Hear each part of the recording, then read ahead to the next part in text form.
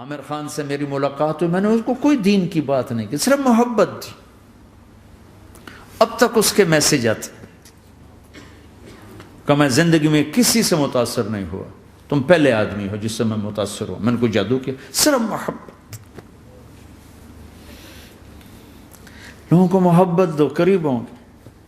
میں جب گیا بڑی مشکل سے اللہ نے، ملاقات کا کوئی راستہ ہی نہیں تھا، وہ مجھے نہیں جانتا تھا، میں اسے نہیں جانتا تھا، تو کوئی موقع نہیں مل رہا تھا ملاقات کا. تو اللہ نے شاہد آفریدی کو بھیج دیا. شاہد آفریدی اس کی دوستی تھی، ہمارا جو کرکٹر ہے. میں نے اس سے فون پر کہا یار میری ملاقات تو کرا. اس نے ملاقات کروائی.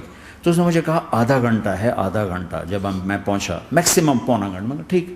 میں گیا تو وہ سہما ہوا چہرہ کہ بھئی مولانا آ گیا، پتہ نہیں کیا کہیں گے، بھئی یہ تو کیا کر رہا ہے، تو حرام کر رہا ہے، ناچ رہا ہے، گا رہا ہے، توبہ کر، ابھی تیرے لیے دوزخ کا فیصلہ ہو جائے. پتہ نہیں کیا ہوا، وہ ڈرا ہوا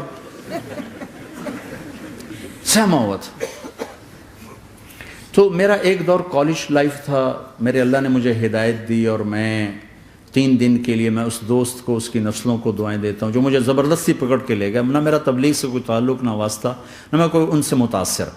ایک لڑکا تھا، بنگالی تھا، گشت کرتا تھا، لیکن میں اس سے ذرا متاثر نہیں ہوا. میرا دوست متاثر ہو گیا تھا، تو میں تو ان کے قریب سے نہیں گزرتا تھا. تو وہ اور میں اسکول میں اکٹھے آ رہے تھے، کالج میں اکٹھے آ رہے تھے. تو وہ متاثر ہوا، وہ 3 دن کے لیے جا رہا تھا، تو مجھے بتائے بغیر میرا ہاتھ پکڑ کے لے گیا. مجھے کام ہے، چلو میرے ساتھ. اور میں اس کو انکار نہیں کر سکتا تھا، یہ میرا اس کا تعلق تھا. اب بھی اسی طرح بھائیوں جیسا تعلق. میں اس کا احسان ماں، مجھے زبردستی لے گیا. ہمارے پنجابی کی مثال ہے، کبے نو لت لگی وہ سیدھا ہو گیا.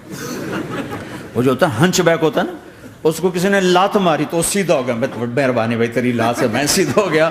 تو مجھے تو وہ کبے والی لت پہ گئی. تو اللہ نے مجھے اس طرف لگا دیا.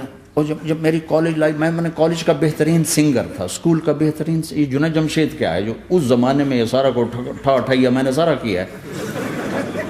تو اب وہ بیچارہ ایسے بیٹھا ہوا. تو میں نے اس سے بیٹھتے ہی فلموں کی باتیں شروع کر دی. اور تھوڑی دیر بعد کہ میں نے محسوس کیا کہ فرام 60 to 72 جو فلم انڈسٹری کو جتنا میں جانتا تھا اتنا وہ نہیں جانتا تھا. تو اس کے اوپر میرے علم کا روپ پڑ گیا. اس کی لائن کا علم تھا نا. تو حیران پریشان، یہ واز تو ہو نہیں رہا. تو کبھی دلیپ کمار کی باتیں شروع ہو گئیں، کبھی راج کپور کی شروع ہو گئیں، اور کبھی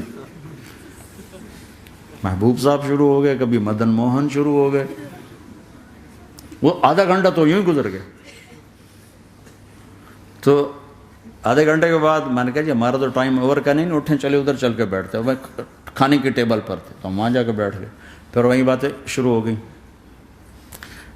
جب اس کا سارا خوف دور ہو گیا اور ریلیکس ہو گیا، اس میں 1.25 گھنٹے سے 50 منٹ گزر گئے تھے. تو پھر میں نے کہا عامر بھائی آپ حج پہ آئے ہیں، اگر آپ اجازت دیں تو آپ کو اپنے نبی کا حج سنو. کہنے لگے ہاں جی ضرور سنائی. پھر میں 1.25 گھنٹہ بولتا رہا اور وہ ایسے کر کے یہاں سے وہ یوں نہیں ہوا. 1.25 گھنٹہ ایسے بیٹھ کے یوں سنتا، ہلا نہیں اپنی جگہ سے.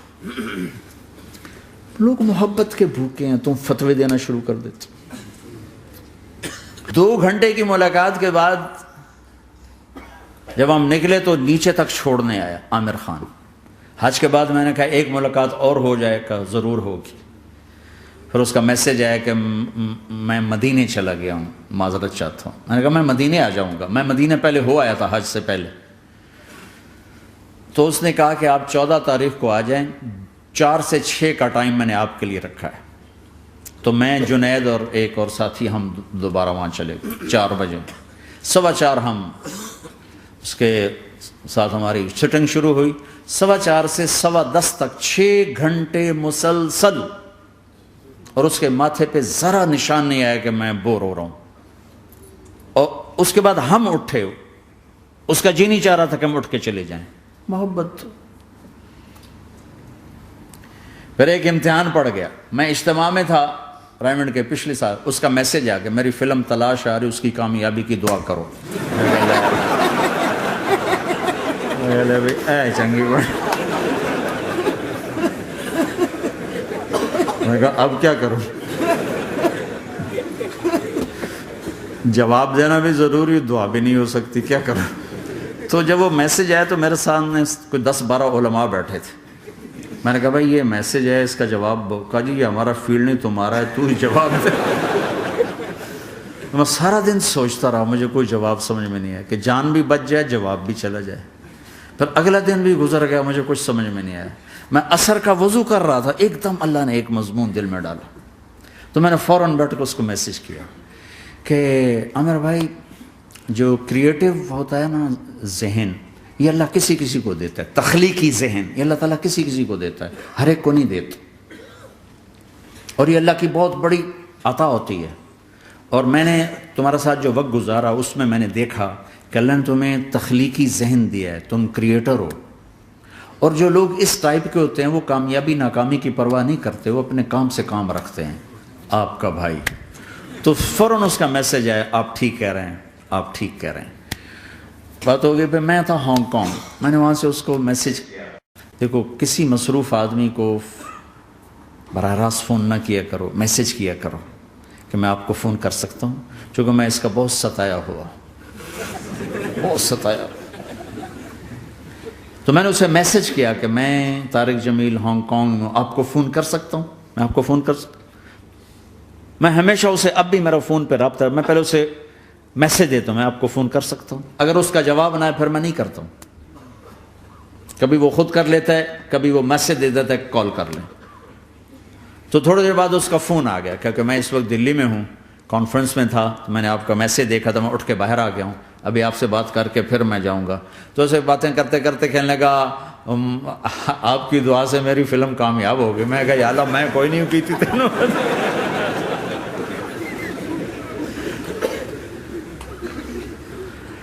بھائیو محبتیں بانٹو، نفرتیں تو پہلے ہی بہت پھیل چکی.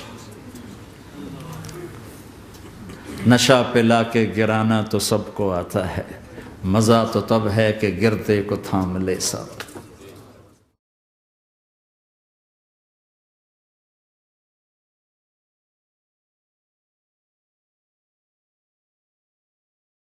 لا إله إلا الله محمد رسول الله عليه صلاة الله وآله والأحبة. لا إله إلا الله محمد رسول الله عليه صلاة الله وآله